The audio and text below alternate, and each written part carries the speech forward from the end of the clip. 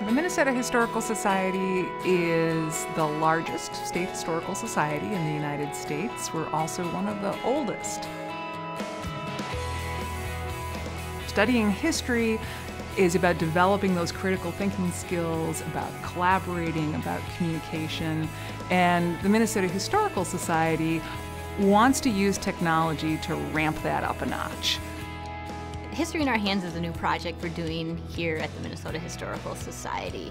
We're hoping to get iPods in the hands of kids on field trips, and we're super excited that kids will be able to use these iPods to explore our new exhibit and engage with it. We're using QR codes or quick response codes. When they scan a QR code, they meet a historic character, and their job is to help them solve their problems, the real problems that Minnesotans had to face. So it's a way to immerse them in history while learning about it by doing. I think a program like History in Our Hands has the opportunity to really permanently reinvent the field trip. As they interact with the physical exhibit, they're collecting elements of their experience. We're inviting them to record their thoughts, and then all of these experiences get uploaded into what we're calling a digital backpack, so that after this physical field trip ends, when they go back to their classroom, they can open that backpack and take that to the next level. One of the challenges that I think museums have in terms of bringing groups in has always been to work against what certainly in a middle school environment is sort of a kid's norm of flitting from one place to another relatively quickly and engaging each other in a way that isn't linear. One of the neat things about having it be a more interactive exhibit is that the interactivity of it allows them to have a tactile experience all by itself. The world is changing at such a rapid pace, and I think that museums and schools really need to collaborate to fulfill our shared goal.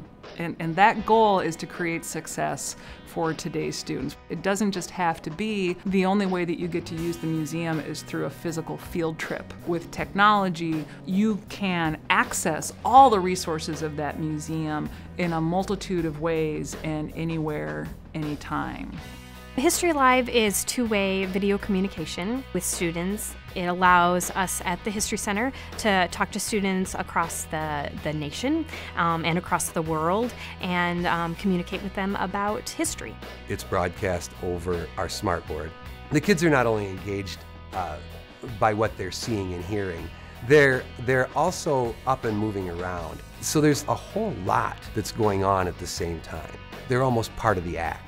Most of the prepackaged video that we use within the presentation is historic video because we have access to green screen technology. A lot of it may happen in the background while someone is teaching, or we may ask students to look for something in the historic video footage that they can then respond to. It allows them to have access to the wonderful collections and the resources that we have here at the Historical Society. We try to make our programs very interdisciplinary, so they may solve a math problem within the course of meeting a historic character like Joseph Nicolay and figure out how much weight he can carry as part of his journey. History Live expands the horizons of the 21st century learner by making the world a smaller place. Interactive video conferencing is a great opportunity to take your kids more places for fewer dollars. You can find interactive videos all over the world where you can take your kids and you can do things that there's absolutely no way you could possibly do sitting in the classroom with just a book or just a video that you can't interact with. The door is so wide open for this kind of technology.